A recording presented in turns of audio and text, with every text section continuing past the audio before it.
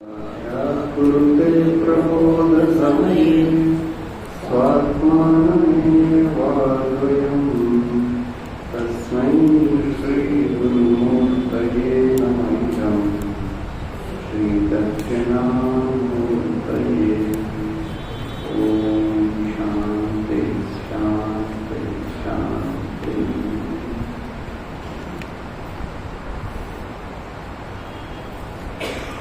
आदरणीय माता जी के चरणों में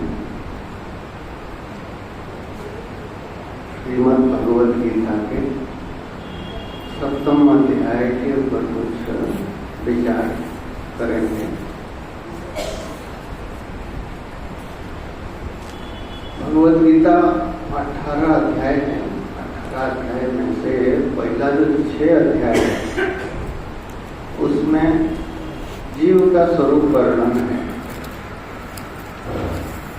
जीव का स्वरूप आप देखिए दूसरे अध्याय से प्रारंभ होता है।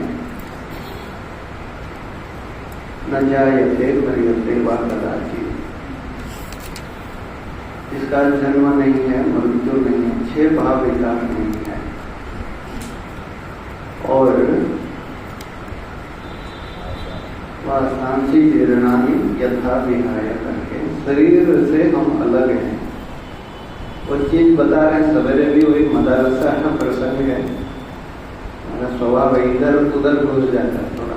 एक ही चीज है प्रसंग। जीव का स्वरूप वर्णन किए 6 अध्याय में। और हमारा स्वभाव है कि जो शरीर के साथ तादात्म्य हो जाता है, हमारा शरीर को मैं मान लेते हैं, ये स्वाभाविक है। अज्ञान नहीं होता तो हम पैदा नहीं होते। तो ज्ञान के कारण शरीर में आत्मबुद्धि स्वाभाविक है, ये कोई दोष नहीं है, स्वभाव है। तो कोई बीमार पड़ना स्वाभाविक है। तो डॉक्टर कहते हैं कोई इसका चिंता मत कीजिए, बीमारी कितना बड़ा है, क्या है, ये आपका चिंता की विषय नहीं है, वो हमारा काम है। तो शास्त्र और महापुरुष हमको रास्ता बताते हैं। और निश्चित रूप से कहा जाता है, एक महापुरुष के पास जो पहुंच गया, उड़ीसा में थे लक्ष्मण मिश्र करके, बहुत बड़े वैद्य थे। कहीं भी सांप काटा हो किसी को, उनके पास खबर पहुंच गया तो आदमी मरेगा नहीं, वो आदमी जिंदा है। फोन से भी आप बता दिए कि जब तक उनको तब तक वो आदमी जिंदा है तो मरेगा नहीं, इतना उनका सिद्धि थी मंत्र के ऊपर। ठीक वैसे गुरु के पास किसी भी हाल में आप पहुंच जाइए, जो श्रोत्र ब्रह्मनिष्ठ महापुरुष है, तो आपका उद्धार तो पक्का ही है, इतना निश्चित है। तो इसलिए पहला 6 अध्याय इतनी शास्त्र का पद्धति है। शास्त्र कब कहाँ किसी को क्या दवाई देना है वो डॉक्टर को पता है। दुकान में सारा दवाई रहती है। किसी को दस्त है और किसी को दस्त नहीं हो रहा है, उसके लिए अलग अलग दवाई होती है। तो जो इसीलिए बताते हैं आचार्यवान पुरुषो वेद। आचार्यवान जो गुरु जिनके पास हो तो उसी को ही ज्ञान प्राप्ति होती है। आचार्यात् ही विद्या साधिष्ठम प्राप्त, क्योंकि उसको पता है किस अवस्था में क्या करना है, कब सेवा देना है, कभी उपदेश करना है। देखिए सत्यकाम को भेज दिए 400 गाय दे करके, इंद्र विरोचन से इंद्र से सेवा करवाए 101 साल, और नचिकेता को सीधा सीधा बोल दिए उपदेश। तो कब क्या करना है, तो यह पहले भगवान ने भी वैसे किए, पहले जीव का स्वरूप बताए। जब 7वां अध्याय प्रारंभ किया जाता है, 7वें अध्याय में भगवान ईश्वर का स्वरूप बताना प्रारंभ करते हैं, अपना स्वरूप। क्योंकि एक होता है, 2 वाक्य मिलेगा शास्त्र में। एक होता है जो स्वरूप बोधक वाक्य, उसको अवान्तर वाक्य कहते हैं। ब्रह्म क्या है बताएंगे। ब्रह्म क्या है? सत्यम ज्ञानम अनंतम ब्रह्म, सच्चिदानंद स्वरूप है और विज्ञानम आनंद ब्रह्म। अब ब्रह्म के बारे में जानेंगे तो हमको क्या फायदा होगा? हमको पता चला कि इस व्यक्ति के पास 1000 करोड़ रुपया है, तो हमको क्या फायदा है? तो ईश्वर सब कुछ है, ईश्वर है, सर्वज्ञ है, सर्वशक्तिमान है, शुद्ध है, सच्चिदानंद स्वरूप है। ईश्वर का बताएंगे स्वरूप, जीव का तो स्वरूप बताए, ईश्वर का स्वरूप बताए। ये दो विभाग जब तक रहेगा तब तक मोक्ष नहीं हो सकता है। ईश्वर अलग हो गए और हम अलग हो गए, द्वैत जहां रहा, परिच्छिन्न जहां रहा, माने एक अलग हो गया और हम अलग हो गए, तो जहां अल्प होगा, अल्पे सुखम नास्ति। तो जो अल्प होता है वो मर्त्य होता है, विनाशी हो जाएगा। देश से, काल से और वस्तु से जो अल्प होगा तो नाश हो जाता है, चाहे ब्रह्मा जी हो चाहे कोई भी हो। और दो अनंत नहीं हो सकता है। जीव का स्वरूप भी अनंत है, ईश्वर का स्वरूप भी अनंत है। तो जीव और ब्रह्म का ऐक्य जब तक ज्ञान नहीं होता है तब तक मोक्ष संभव नहीं होता है। मोक्ष के लिए जीव और ब्रह्म की ऐक्य बताना प्रारंभ करते हैं। ईश्वर स्वरूप बता रहे हैं 7वें अध्याय में। पहले तो शरीर से अपने को अलग करना है। हमारा दो है, ये जो पंचकोश वाला शरीर है हमारा, हम लोग पुराने हैं, हम थोड़ा है ना तकनीकी शब्द भी प्रयोग करूंगा। जो ये स्थूल शरीर है ना, 70 किलो कोई है, 80 किलो कोई है, 50 किलो, इसको स्थूल शरीर है। हम सब लोग मानते हैं यही मैं हूं करके बचपन से, लेकिन वास्तविकता ये नहीं है।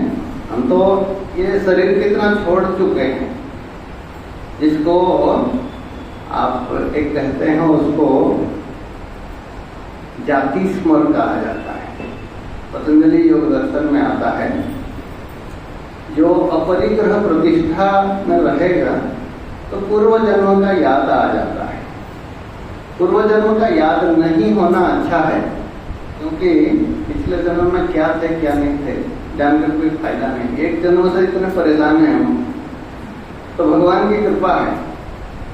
तो जब अनेक शरीर छोड़ चुके हैं तो ये स्थूल शरीर तो हम हो ही नहीं सकते। तो इस शरीर में भी देखिए, हाथ कट गया, पैर कट गया, सारे चीज हम बदल सकते हैं। लोग किडनी तक बदल देते हैं, हार्ट बदल देते हैं, आंख के बिना रह जाते हैं, और ब्रेन जब काम नहीं करती है कोमा में भी रह जाते हैं हम। तो शरीर तो हम है नहीं। तो भगवान बता दिए, अच्छे ध्योयम अदाह्योयम अक्लेद्य और असंशय एवच, है ना, नित्य सर्वगत स्थाणु। स्थाणु मतलब क्या है? जो परिवर्तन नहीं होता उसको स्थाणु बोलते हैं। निहाई बोलते हैं ना, एरन, है ना, जैसे लोहार ऊपर रखता है और उसके ऊपर है ना चक्कू बनाता है, कुल्हाड़ी बनाता है। तो ठीक वैसे सारा संसार, हमारा शरीर बदलता है, मन बदलती है, सब बदलते रहते। कोई जो दृष्टा है वो बदलता नहीं है। तो नित्य सर्वगत स्थाणु, तीनों अवस्था को भी देखते हैं, जागृत, स्वप्न, सुसुप्ति को भी। अचलो यम, ये चल, इसमें कोई विकार नहीं है, हिल नहीं सकता, सर्वव्यापक है, तो सनातन है, काल से अपरिच्छिन्न है। ये जीव का स्वरूप बताए। तो जीव का स्वरूप को पहले क्या करना है? कल जैसे बता रहे ना, 4 पैर से बंधे हुए जो हाथी है, पहले तो उसको काटना पड़ता है। तो उसे काट करके अपना स्वरूप का चिंतन जब करेंगे, इसलिए 2 प्रक्रिया है। पहले नेति नेति करके जो हम नहीं हैं उससे अपने को हटाना है, और जो हम हैं उसका चिंतन करना है। तो 6ठे अध्याय में भगवान ने जो निधिध्यासन का ध्यान योग कहा जाता है, सामान्य रूप में ध्यान योग है, लेकिन हमारे लिए तो निधिध्यासन है। श्रवण के अनंतर ज्ञान तो हो जाता है हमारे स्वरूप का, लेकिन फिर भी शरीर में आत्मबुद्धि रहती है और संशय रहता है। संशय शंका का निवारण होता है मनन से, और जब मन में सारे संदेह निवृत्ति हो जाती है नाश होने के बाद निधिध्यासन का, हम जानते हैं कि हम शरीर नहीं है, फिर भी हमको कोई गाली दे देता है ना, तो कष्ट होता है, कोई अपमान कर देता है। इसको कहते हैं विपरीत भावना। शरीर में जो मैं बुद्धि है, हमको पता है कि हम शरीर नहीं है, कि कोई गाली दे तो कष्ट होता है, क्यों है, बीमार पड़ जाते हैं तो भी दुखी हो जाते हैं।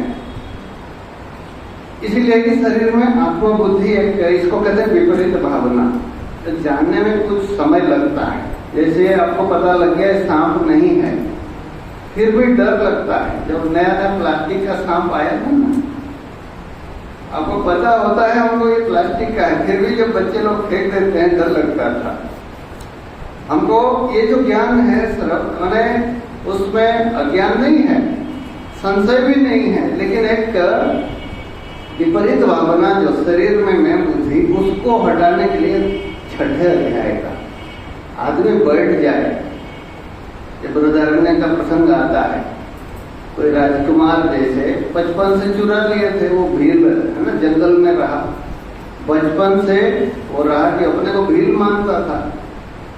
जब बाद में उसको पहचान करके ले आए, 20 साल का हो गया था, 22 साल का, तो उसको कहा गया कि तुम राजा हो।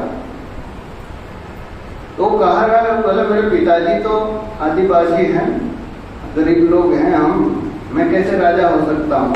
श्रद्धा है मंत्री में, आप झूठ नहीं बोलेंगे। फिर मंत्री ने बताया कि देखो भाई, आप 20 साल पहले अब चोरी हो गए थे और आपका ये लक्षण है, आइडेंटिफिकेशन मार्क बोलते हैं ना, किसका निशान रहती है, और इसी कारण तुम राजा का राजकुमार हो, इसलिए राजा हो। राजा तो मर चुके हैं। तो ये हो गया, श्रद्धा के कारण मान लेता है। तो बोला मैं कैसे हो सकता हूँ, मेरे पिताजी तो वहां है जंगल में। तो फिर मंत्री ने वो पिताजी को बुलाते हैं, तो बताओ ये कौन है। बोला मेरा लड़का है। बोले सच सच बताओ, नहीं तो जेल में डाल देंगे। बोले महाराज 20 साल पहले मिला था मुझे। तो ये है। उसके बाद इसको विश्वास हो गया, संशय निवृत्ति हो जाती है, राजा बनता है। उसको घोड़ा चढ़ाना सिखाते हैं, लिखा पढ़ा सब कुछ, तलवार चलाना सीखता है। लेकिन एक दिन कहीं मन में कहीं होता है, अपने एरिया में जाता है, जब अपने को भूल जाता है कि मैं राजकुमार हूं करके, अपने को भील लड़का समझता है।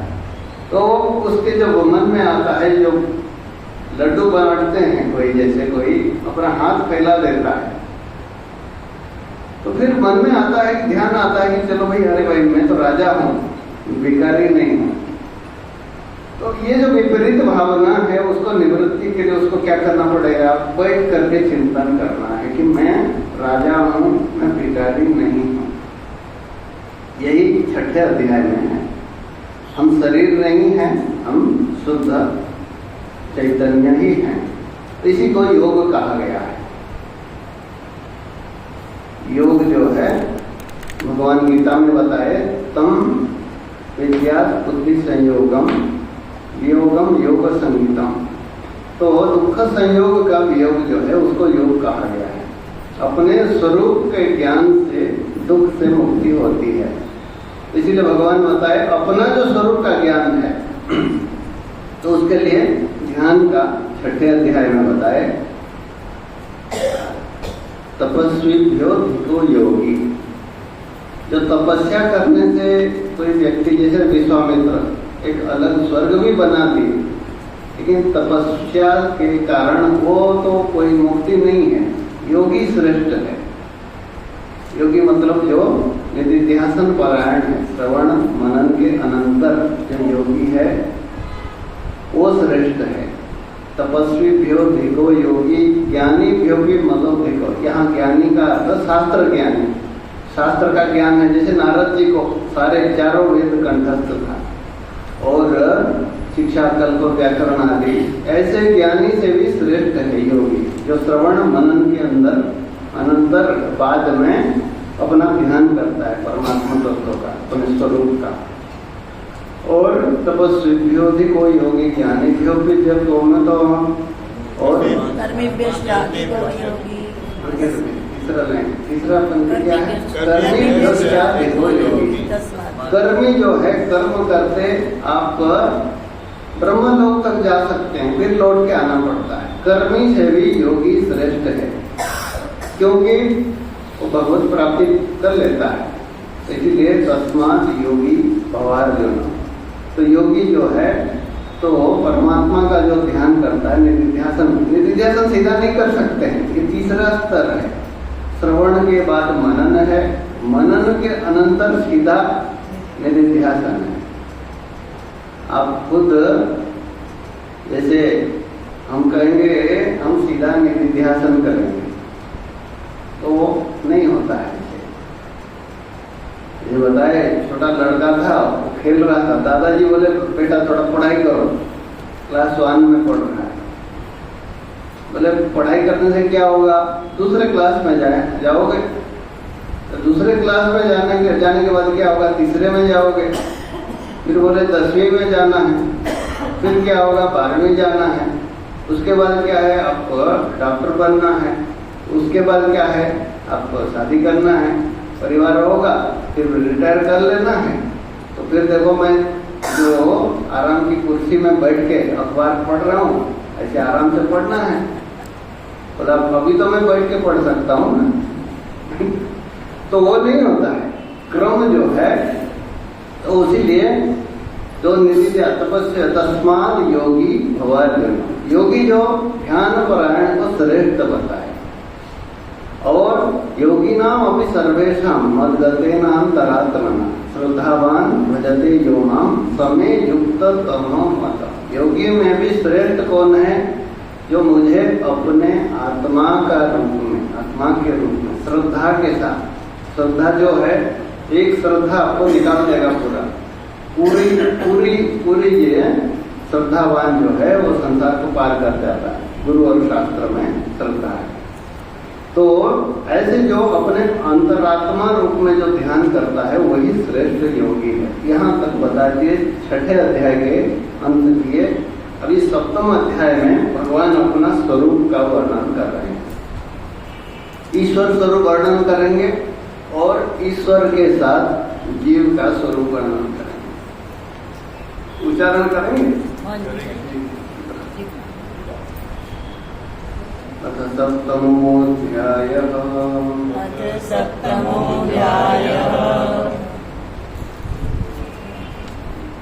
श्रीभगवानुवाच। मय्या सप्तमनः पार्थ। योगं युञ्जन्मदाश्रयः। असंशयं समग्रं माम्। यथा ज्ञास्यसि तच्छृणु।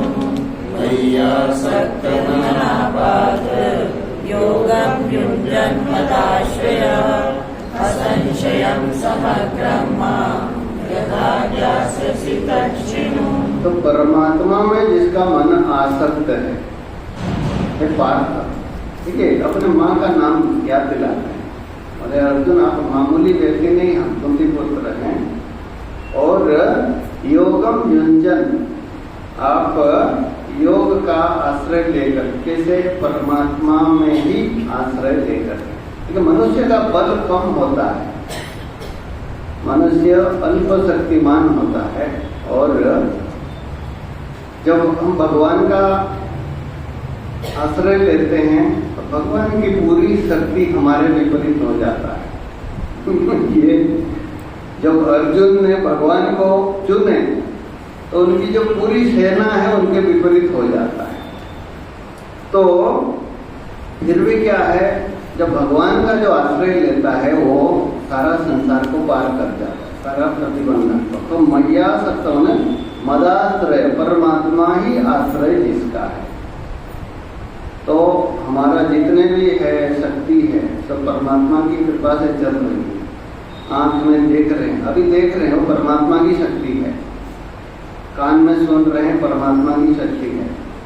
और शब्द, स्पर्श, रूप और रसगंध, यहाँ तक कि श्वास भी जो चल रहा है, हम नहीं चला रहे हैं। हम कहाँ चला रहे हैं? हम ये देखिए आधा घंटा है बोल रहे थे, कहाँ श्वास का ध्यान ही नहीं है हमारा।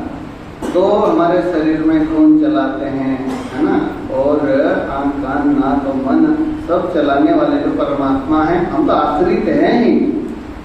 केवल इतना ज्ञान होना चाहिए कि हम आश्रित हैं। तो मदाश्रय, परमात्मा का जब आश्रय लेता है व्यक्ति, जो कमजोर आदमी भी जो शक्तिशाली व्यक्ति का आश्रय ले लेता है, उसको कोई कुछ कर नहीं सकता है। जो प्रहलाद जी का देखिए ना, भगवान का जब आश्रय होता है कोई कुछ बिगाड़ नहीं सकता है।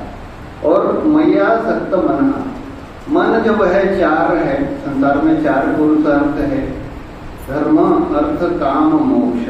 हम देखे द्वितीय अध्याय में पुरुषार्थ निश्चय जो है वो बहुत बड़ी चीज है। जहाँ चार रास्ता है, आपको पता होना चाहिए हमको कहाँ जाना है। एक जगह जा रहे हैं, रास्ता दिल्ली जा रही है, और एक लुधियाना जा रही है, कश्मीर जा रही है, एक मद्रास जा रही है। तो निश्चय जो है, पुरुषार्थ निश्चय के साधक का हमारे जीवन में क्या है? व्यवसायात्मिका बुद्धि एकेह गुरु नयनतन। एक होता है इसका जो मुमुक्षु है, मोक्ष पुरुषार्थ में जीवन में हर आदमी मोक्ष चाहता है। अज्ञानी व्यक्ति भी, दुष्ट व्यक्ति भी, पापी व्यक्ति भी मोक्ष चाहता है। कैसे? मोक्ष क्या है? दुख की आत्यंतिक निवृत्ति, परमानंद की प्राप्ति। और उसको पता नहीं है कि दूसरे रास्ते में चला जाता है। इसीलिए मुमुक्षु व्यक्ति जो मोक्ष चाहता है तो जानता है कि और चार ही पुरुषार्थ है, धर्म, अर्थ, काम और मोक्ष। अब इसमें निश्चित कैसे है?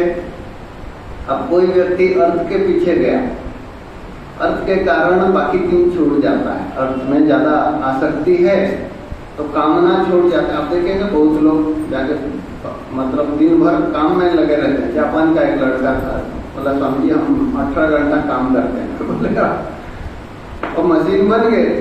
तो अर्थ तो मिला, काम, धर्म और मोक्ष छूट गया। और कामना के पीछे जो गया उसका तो धन तो खर्चा होता है, और स्वर्ग भी गया और मोक्ष भी गया। और जो स्वर्ग के लिए ही केवल काम करता है, स्वर्ग जाना है, तो यज्ञ, दान आदि में अर्थ भी खर्चा होता है। और उसमें जैसे उपवास आदि है ना, सारा अग्नि के सामने, इतने गर्मी में भी अग्नि के सामने आहुति आदि देना पड़ता है। काम का भी छोड़ना पड़ता है, मोक्ष को भी भूल जाते हैं स्वर्ग के इच्छा के। लेकिन मोक्ष जो प्राप्ति से सब कुछ प्राप्त हो जाता है। यावान अर्थौदपाने सर्वतस्तम प्लुतोदके तावान सर्वेषु वेदेषु ब्राह्मणस्य विजानतः। जैसे यहाँ से 1 किलोमीटर के दूर में कुआं है, जैसे पहले राजस्थान में होता था। लड़की देते थे तो घर में पूछते थे कुआं कितना दूर है, नहीं तो लड़की जाएगी ना पानी लाने। जब चारों तरफ बाढ़ हो जाती है तो उस समय कोई वो कुआं में जाएगा पानी लेने के लिए? नहीं जाता है। ठीक वैसे तावान सर्वेषु वेदेषु ब्राह्मणस्य विजानतः। जो ज्ञानवान व्यक्ति है, ब्राह्मण मतलब ब्रह्म जानाति थी, ब्राह्मण मतलब जो ब्रह्म ज्ञानी महापुरुष के लिए संसार का सारा वस्तु का उतना ही प्रयोजन होता है। एक छोटा बच्चा एक खिलौना मिलने से खुश होता है, चॉकलेट मिलने से खुश होता है, बलून मिलने से खुश होता है। बड़ा आदमी जरूरत नहीं है, वो सुख अपने अंदर है ही हमारा। ठीक वैसे सारे संसार का सुख प्राप्त हो जाता है, क्योंकि अपने को सर्वरूप में जानता है, अपने में कोई कमी नहीं रहती है। इसीलिए असंशयम समग्रम, तो परमात्मा में ही आसक्त हो जाता है। और योगम युंजन मदाश्रय, योग परमात्मा का ही ध्यान करता है। भगवान बताए देवान देव यजो यान्ति, तो देवताओं को जो पूजा करते हैं देवता को प्राप्त करते हैं, इंद्र वरुण आदि, और भूतों को पूजा करने वाले भूत को प्राप्त करते हैं, प्रेत आपका पितरों को प्राप्त करने वाले पितरों को प्राप्त करते हैं। यान्ति मद्याजिनो भी मां, जो परमात्मा का भजन करते हैं परमात्मा को ही प्राप्त कर लेते हैं। तो परमात्मा का जो है असंशयम समग्र माम यथा ज्ञास्यसि तच्छृणु, तो परमात्मा को पूर्ण रूप से जान लेते हैं। समग्रम, परमात्मा संपूर्ण है। संपूर्ण कैसे है? संसार में दो चीजें होता है। पूरा संसार में ये घड़ा बना, घड़ा में मिट्टी होता है और दूसरा बनाने वाला कुंभार होता है। तो जो मिट्टी को कहते हैं निमित्त कारण, उपादान कारण है। चलो, तो मिट्टी को उपादान कारण कहते हैं। आप रोटी बनाते हैं, रोज का अनुभव है, आटा हो गया उपादान कारण और बनाने वाले हो गया निमित्त कारण। तो जगत का बनाने वाले तो भगवान है, निमित्त कारण भी है और उपादान कारण भी है। यहाँ आगे बताएंगे जाकर के, सारे 5 महाभूत जो है सब कुछ परमात्मा है। बनाने वाले भी वही हैं और बनने वाले भी वही हैं। इसीलिए समग्र माम, संसार क्या है? दो ही चीज है, संसार जो बना है और बनाने वाला है। तो परमात्मा को जब ध्यान करते हैं तो परमात्मा को पूर्ण रूप से सारा, आगे बताए ना, एक ज्ञान से सब ज्ञान हो जाता है। परमात्मा के ज्ञान से संपूर्ण संसार का ज्ञान हो जाता है। इसलिए असंशयम, बिना संशय, इसमें कोई संदेह नहीं है। जो परमात्मा क्या है? अभिन्न निमित्त उपादान कारण। बनाने वाले भी वही हैं और बनने वाले भी वही हैं। इसका दृष्टांत मुंडक उपनिषद में आता है। जैसे मकड़ी होती है, मकड़ी जाल बनाती है, तो मकड़ी का जो जाल है मकड़ी से अलग नहीं है। जब कोई विपद आता है और जाल को अपने अंदर ले लेता है। ठीक वैसे परमात्मा अपने से ही सारा संसार सृष्टि करते हैं और अपने में लीन कर लेते हैं। इसीलिए स्वामी जी बता रहे थे, मत्त परतरम नान्य किंचित अस्ति धनंजय, मयि सर्वमिदं प्रोतम सूत्रे मणिगणाय। ने जैसे उनका धागे से पूरा एक माला बनाए, आप खींच दीजिए तो धागा ही बचता है। ठीक वैसे परमात्मा ये जगत का उपादान कारण भी है, बनाने वाले मकड़ी का जाल जैसे सारा संसार है। तो परमात्मा का ज्ञान से ही समग्र ज्ञान हो जाता है। एकस्मिन् विज्ञाते सर्वमिदं विज्ञातम भवति, एक चीज को जाने तो सब कुछ जाना जाता है। यथा जिस रूप से तुम जानोगे तत् श्रृणु, मैं अभी वर्णन करूंगा, भगवान बताएंगे अभी दूसरे, है ना। ये 7वां अध्याय पूरा भगवान अपना स्वरूप बताएंगे और जिस परमात्मा को ज्ञान से सब कुछ जाना जाता है। आगे बताएं 2 नंबर, ज्ञानम देहम सविज्ञानम इदं वक्ष्याम्यशेषतः यज्ञात्वा नेह भूयोऽन्यत्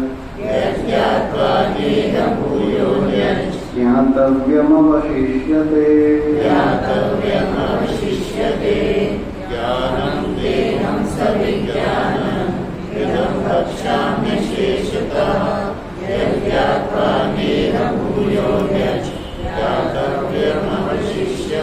तो ज्ञान के साथ विज्ञान मतलब अनुभव। आपको जैसे परमात्मा को जानने से परमात्मा सब कुछ है और उसका अपरोक्ष अनुभव कैसे होगा? जैसे कर्ण जो थे वो कुंती पुत्र थे। जिस समय भगवान ने बताया कि कुंती का 6ठा पुत्र है, तो कर्ण को क्या है? ज्ञान हुआ कि कुंती माता की कोई 6ठा पुत्र है। ये हो गया ज्ञान, सही ज्ञान है। विज्ञान क्या है? वही जो 6ठा पुत्र है वही मैं हूँ, ये हुआ विज्ञान है। ठीक वैसे ईश्वर सब कुछ है और ये हो गया ज्ञान है। अब वो जो ईश्वर हैं अपने हृदय में आत्मा के रूप में स्थित है। भगवान आगे जगह बताएंगे, क्षेत्र हम चापी माम विद्धि सर्व क्षेत्र से गुना और जीव भूता महाबाहो। तो ज्ञान के साथ और अपरोक्ष अनुभव के साथ मैं बताऊंगा, जिसको जानने से कुछ और कुछ जानने के लिए बाकी नहीं रहेगा, क्योंकि परमात्मा से अलग कुछ है नहीं। ओम पूर्णमदः पूर्णमिदं पूर्णात् पूर्णमुदच्यते पूर्णस्य